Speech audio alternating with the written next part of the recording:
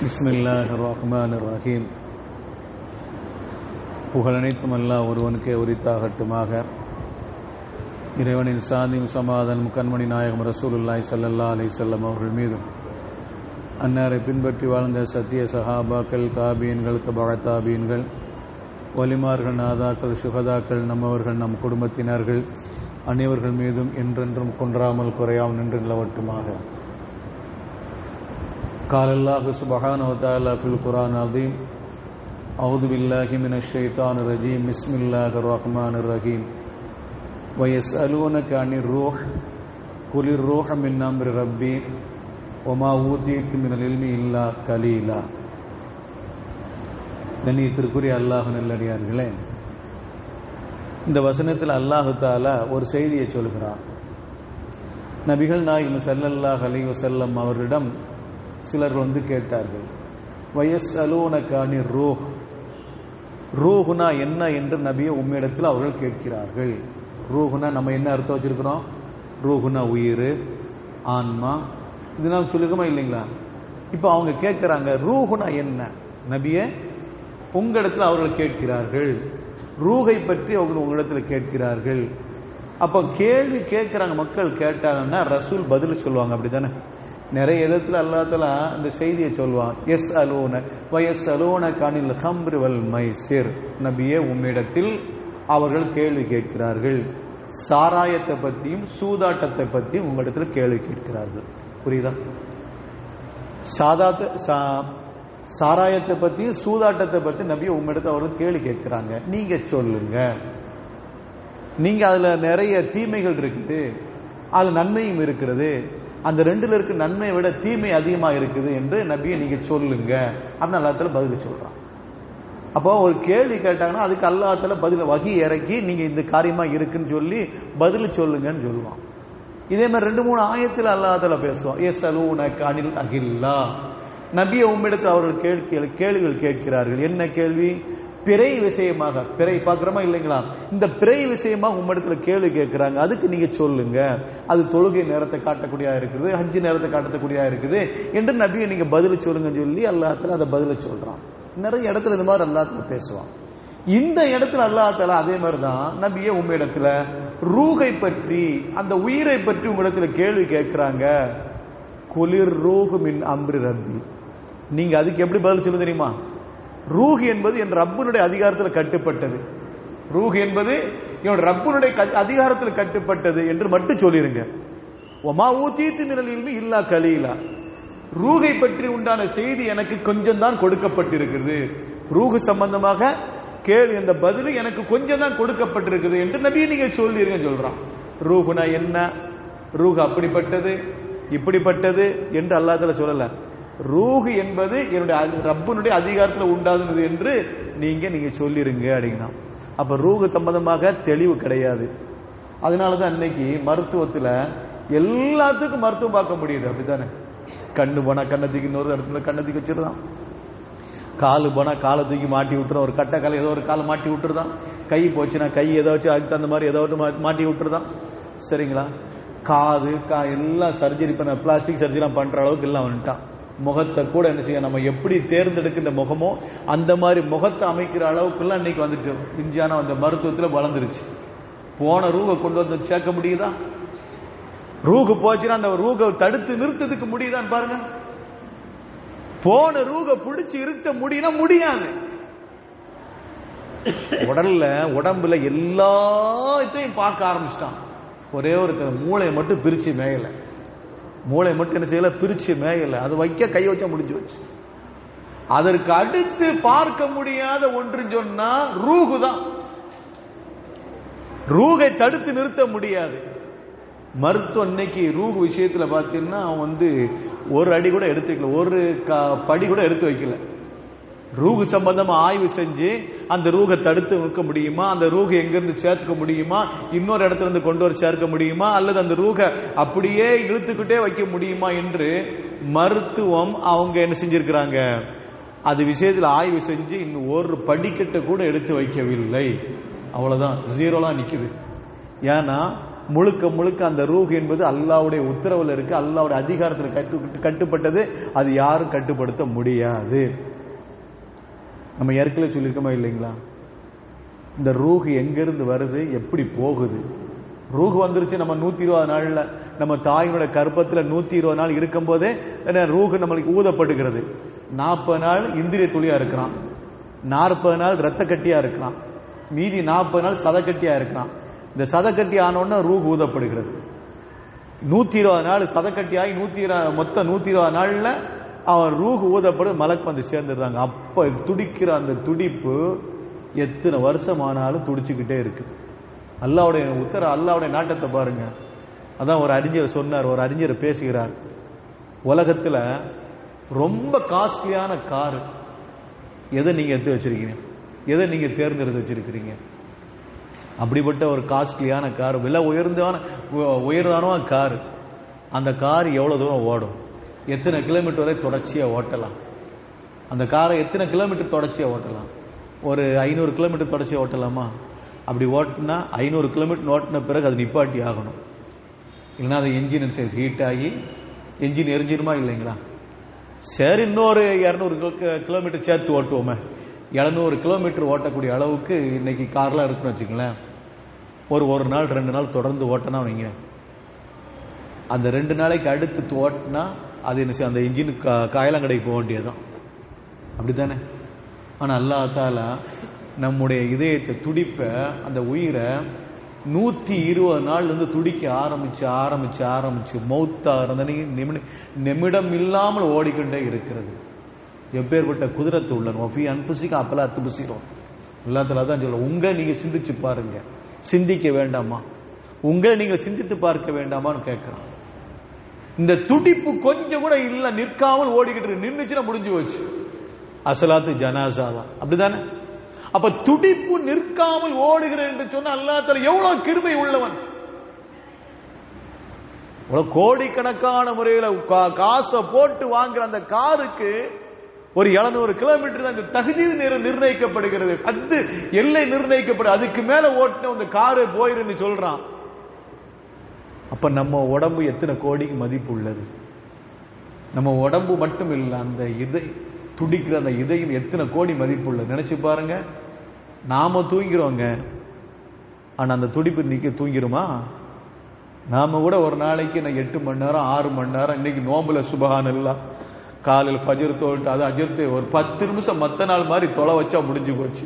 பின்னால இருந்து சத்தம் கேட்டுரும், போனுக்கு மேல போன் வரிசையா வந்துடும். அஜர்த்து என்ன அஜர்த்து, இந்த ரமலான் தானே, இன்னைக்காவது கொஞ்சம் ஒரு 5 நிமிஷத்துல ஃபஜ்ர் தொலை வைக்க வேண்டியதானே, எப்போ போல மறந்து தொலை வச்சுட்டீங்களா? ஒண்ணு வேண்டாம், நாளைக்கு என்ன ஜும்மா நாள், நாளைக்கு ஜும்மா நாள், சூரத்து சஜ்ஜா ஓதிட்டு எத்தனை போன் வருதுன்னு பாருங்க, எத்தனை போன். என்ன அஜர்த்து சூரத் இன்னைக்கு ஜும்மா நாள் இப்படிப்பட்டு இழுத்துட்டீங்க.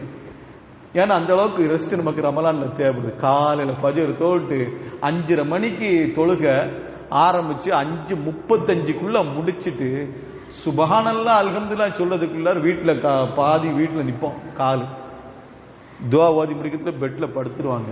படுத்த 5:45க்கு படுக்க ஆரம்பிச்சா சாயந்தரம் 5:45க்கு எந்திரிக்கிற அளவுக்கு எத்தனை பேர் இருக்காங்க தெரியுமா? இடையில லுஹர் போச்சு, அசர் போச்சு, இஃப்தாருக்கு மட்டும்தான். அது எழுப்பலன்னு வச்சுக்கலாம், இஃப்தார் கூட எந்திரிக்க மாட்டோம்.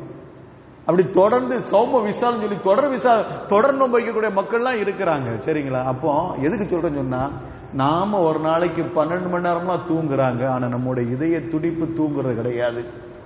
இதய துடிப்பு தூங்குச்சுன்னா அவரை தூக்கி கபூர்ல வைக்கணும்னு அர்த்தம். அப்ப அல்லாஹ் தஆலா நமக்கு உடம்புல எவ்வளவு பெரிய பாக்கியத்தை கொடுத்திருக்கிறான்.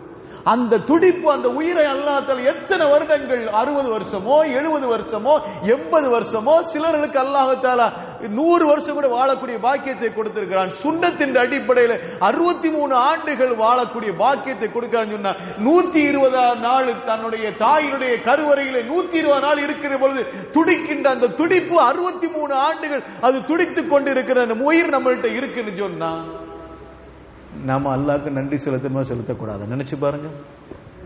அல்லாஹ்க்கு நன்றி செலுத்தணும் இல்ல? அப்போ அந்த துடிப்பு எப்போ அடங்கும்? அந்த அடங்கும் போது மௌத்துன்னு அர்த்தம். அந்த துடிப்பு அடங்குற நேரத்துல மௌத்து.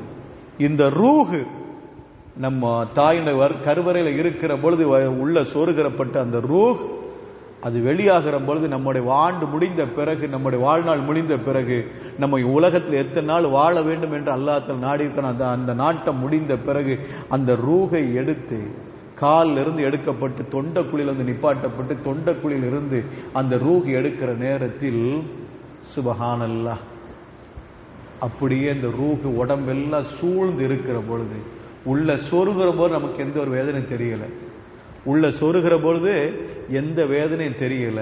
ஆனா அந்த ரூஹை எடுக்கிற பொழுது நாம் வேதனை அனுபவிப்போம். கண்மணி முத்து முகம்மது ஸல்லல்லாஹு அலைஹி வஸல்லம் அவர்கள் பட்ட சிரமம் கொஞ்சம் நஞ்சமா நினைச்சு பாருங்க. ஹஜ்ரத் முத்து முகமது ஸல்லல்லாஹு அலைஹி வஸல்லம் அவர்கள் இந்த ரூஹை அவர்களுக்கு வாங்கப்படுகிற நேரத்தில் இந்த உலகத்தில் யாருக்கும் அனுமதியோடு ரூஹ் வாங்கப்படவில்லை, நபிமார்களுக்கு மட்டும்தான் அனுமதியோடு வாங்கப்படுகும். அதுவும் கண்மணி முத்து முகமது ஸல்லல்லாஹு அலைஹி வஸல்லம் அவர்களுக்கு பிரத்யேகமான முறையில் அல்லாஹ் தஆலா என்ன செஞ்சான், ஒரு அனுமதி கொடுத்தார். நபியை நீங்க உலகத்தில் வாழ நினைக்கிறீங்களா அல்ல உயிர் எடுத்துடலாமா? உங்களுக்கு ரூஹ இந்த உலகத்தில் வாழ்ந்து கொண்டே இருக்க நினைக்கிறீங்களா அல்லது ரூஹை கைப்பற்ற நினைக்கிறீங்களா? அப்ப நபிகள் நாயகம் ஸல்லல்லாஹு அலைஹி வஸல்லம் அவர்கள் ரூஹை கைப்பற்றுவதற்கு அல்லாஹ்வுடைய என்ன செய்ய அனுமதி கொடுத்தார்கள். அப்போ அனுமதி கொடுக்கப்பட்டு ஒரே ஒரு ஆள் ரசூலுல்லாஹ் தான். அவங்க என்ன பாவம் செஞ்சாங்க உலகத்தில்? அவங்க உலகத்தில் வாழ்க்கை என்ன பாவங்க செஞ்சாங்க? ஏதாவது பாவம் செஞ்சிருப்பாங்களா? நபிமார்கள் எல்லாம் மாசூமீன்கள், அல் அம்பியால் மாசூமூன், நபிமார்கள் பாவம் செய்யாதவர்கள். அதான் நம்முடைய கொள்கை. அதுவும் கண்மணி முத்து முகமது ஸல்லல்லாஹு அலைஹி வஸல்லம் அவர்கள் அறிந்தும் அறியாமல் யாருக்கு எந்த பாவம் செஞ்சது இல்லை. தெரியாமல் நிகழ்ந்து விட்ட பாவத்துக்கு கூட கண்மணி முத்து முகமது ஸல்லல்லாஹு அலைஹி வஸல்லம் அவர்கள் நிற்க சிரமப்பட்ட அந்த நேரத்தில் கூட மக்களிடம் இருந்து நான் ஏதாவது தவறு செஞ்சிட்டேனா நீங்க என்னை இப்பவே தண்டிக்கலாம் என்று கேட்ட நேரத்தில் உக்காஷர் ரலியல்லாஹு தஆலா அன்ஹு அவர் சொன்னார்கள், யா ரசூலல்லாஹ், நான் உங்கள்கிட்ட ஒரு அடி வாங்கியிருக்கேன், அந்த அடிக்கு பகரமாக உங்களை அடிக்க நினைச்சிருக்கிறேன், அடிப்பா என்று சொன்னார்கள்.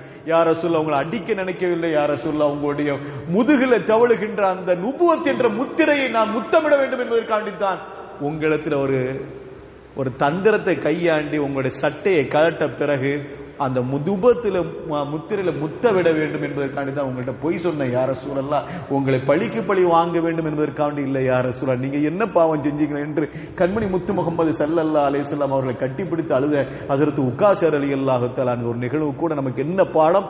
எந்த பாவம் செய்யாதவர்கள் கண்மணி முத்து முகமது ஸல்லல்லாஹு அலைஹி வஸல்லம். அந்த ரசூல் அவர் ரூஹ் வாங்கப்படுகிற பொழுது அவருடைய கடுமையை பார்க்கிற நேரத்தில் அவங்க மனைவிமார்கள் எல்லாம் அழுதார்கள். அவருடைய மனைவிமார்கள் எல்லாம் அழுதார்கள். அன்னை சஃபியா ரலியல்லாஹு தஆலா அன்ஹா அவர்கள் ரூமுக்குள்ள போவாங்க, வெளியே வருவாங்க, ரசூலை பார்ப்பாங்க, ரூமுக்குள்ள போய் முசல்லா விரிச்சு தொழுவாங்க, யா அல்லாஹ் லேசாக்கு ரப்பு, சக்கராத்துகளை லேசாக்கு, ரசூலுக்கு சக்கராத்துகளை லேசாக்கு. திரும்பி வந்து வெளியிருந்து பார்ப்பாங்க, ரசூல் வேதனைப்பட்டுக்கிட்டு இருப்பாங்க, முசல்லா விரிச்சு துவா கேட்டாங்க, யா அல்லாஹ் யா அல்லாஹ், என்னை ரசூலுக்கு நிகழக்கூடிய அத்தனை பாவத்தை அத்தனை சுமையை நான் வாங்கிக் கொள்கிறேன். எப்படிப்பட்ட துவா கேட்டாங்க அன்னை சஃபியா ரலியல்லாஹு தஆலா துவா? யா அல்லாஹ், என் ரசூலுக்கு லேசாக்கு, என்னுடைய கணவருக்கு லேசாக்கு, சிரமத்தை கூட ஏன்ட்ட கொடுத்துரு. அவளுக்கு சிரமத்தை கொடுத்தான் ரூஹை நீ கைப்பற்ற நினைக்கிறாயா ரப்பே, அந்த சிரமத்தை எனக்கு கொடுத்துரு, என்னை ரசூலுக்கு என்னுடைய கணவருக்கு லேசாய் கொடு, ரூஹை வாங்கப்படும் லேசாய் கொடு. அந்த காட்சியை என்னால் பார்க்க முடியவில்லை, ரசூல் படுகின்ற சிரமத்தை என்னால் பார்க்க முடியவில்லை ரப்பே, என்னுடைய மன்னிச்சிரு, ரசூலை மன்னித்து விட்டு அந்த சிரமத்தை எனக்கு கொடுத்துருன்னு கேட்ட உடனே கண்மணி முத்து முகமது ஸல்லல்லாஹு அலைஹி வஸல்லம் சொன்னார், இப்படி துவா கேட்காதமா, நீ இப்படி துவா கேட்காத, ரசூலுக்கு லேசாக்கித்தான் கேட்குது, கேளுமா, ரசூலுடைய கஷ்டத்தை எனக்குத்தான் நீ கேட்கிறாதா என்று கண்மணி நாயகம் ரசூலுல்லாஹி ஸல்லல்லாஹு அலைஹி வஸல்லம் கேட்டாங்க. அப்படின்னா ரூஹ் வாங்குறது ரசூலுக்கு எந்த பாவமே அறியாத அந்த ரசூலுக்கு ரூஹ் வாங்குற பொழுது அவ்வளவு சிரமம் இருந்து சொன்னா நாம பாவத்திலே கழித்து கொண்டிருக்கிற நம்ம நிலைமை நினைச்சு பார்க்கிறோம். ஒரு காலம் இல்லாத இன்னொரு காலம் நமக்கு ரூஹ் வாங்கப்படுதுன்னு அர்த்தம். இன்னைக்கு நாம ஹயாத்தோட இருக்கிற, நாளை என்ன அடுத்த நிமிஷம் பேசுறதுன்னு அல்லாஹ்ல எனக்கு ரூஹ் வச்சிருப்பான என்ன நிச்சயம் இருக்கு? கேரண்டி இல்லா வாழ்க்கை தானே இது. எத்தனை பேர்கள் என்ன செய்யறாங்க, பேசிக்கிட்டே இருக்கும்போது மௌத்தா இருக்கிறாங்க. எத்தனை பேர் சாப்பிட்டுக்கிட்டு இருக்கும்போது மௌத்தா இருக்கிறாங்க. அவன் விரும்பி சாப்பிடக்கூடிய சாப்பாடு சாப்பிட்டுக்கிட்டு இருக்கும்போது அது ஒரு கவலை, அவன் விரும்பி வாங்கின சாப்பாடு சாப்பிட நினைச்சு உள்ள போகும்போது அந்த இடையில சிக்கிய மௌத்தா இருக்கிறான். அப்போ நிச்சயம் இல்லாத வாழ்க்கை, எந்த ஒரு கேரண்டி இல்லாத வாழ்க்கை. இந்த வாழ்க்கையில நமக்கு ஒரு நாள் அந்த ரூஹ் கைப்பற்றப்படும். அந்த ரூஹை கைப்பற்றுகின்ற பொழுது நமக்கு லேசான முறையில் ரூஹை கைப்பற்ற வேண்டும் என்று நாம் விரும்புகிறோம் என்று நினைத்தால் இந்த உலகத்தில் நல்லமல் அதிகமாக செய்ய வேண்டும், அல்லாஹ்க்கு விருப்பமானதை செய்ய வேண்டும், ஹராமிலிருந்து தவிர்ந்து கொள்ள வேண்டும், ஹலாலை செய்ய வேண்டும், ரசூல் எதை பிரியப்படுவோ அதை நாம் செய்ய வேண்டும், அல்லாஹ் எதை பிரியப்படுவார் அதை நம்முடைய வாழ்க்கையில செய்ய வேண்டுமே தவிர அல்லாஹ் ரப்புல்லா அப்படி செய்து யார் இந்த உலகத்தை விட்டு கடைசி நேரத்தில் மரணிக்கிற நேரத்தில் இருக்கிறார் அவர்களுக்கு அந்த ரூஹு லேசான முறையில் வாங்கப்படும். அதைத்தான் அல்லாஹ் தஆலா சொல்றான், வயஸ்அலூனக அனிர் ரூஹ், நபியே ரூஹை பற்றி உன்னிடத்தில் கேள்வி கேட்கிறார்கள், குலிர் ரூஹ் மின் அம்ர் ரப்பி, குல் நீங்க சொல்லுங்க, அர் ரூஹ் மின் அம்ர் ரப்பி, ரூஹ் என்பது என்னுடைய ரப்புடைய அதிகாரத்தில் கட்டுப்பட்டது, ஒமா ஊதீது மினல் இல்மி இல்லா கலீலா, அது சம்பந்தமாக ரூஹ் சம்பந்தமாக எனக்கு கொடுக்கப்பட்ட அறிவு எல்லாமே கம்மிதான் என்று நபியை நீங்க சொல்லுங்க என்று சொல்லி தந்திருக்கிறார்கள். அந்த அல்லாஹ் ரூஹ், அந்த ரூஹை நம்மிடத்தில் கைப்பற்றுகின்ற பொழுது அல்லாஹ் தஆலா லேசான முறையில் ரூஹை கைப்பற்றுவானாக. அல்லாஹ் தஆலா நமக்கும் நம்முடைய மனைவி மக்களுக்கும் நம்முடைய சந்ததிகளுக்கும் ரூஹை கைப்பற்றுகின்ற பொழுது லேசான முறையில் கைப்பற்றுவானாக. அதே நேரத்தில் ரூஹை கைப்பற்றுகிற பொழுது கலிமாவோடு மரணிக்கக்கூடிய நசீபை தந்தல் புரிவானாக. வாஹிரு தஅவானா அல்ஹம்துலில்லாஹி ரப்பில் ஆலமீன். அஸ்ஸலாமு அலைக்கும் வரஹ்மத்துல்லாஹி தஆலா வபரகாத்துஹு.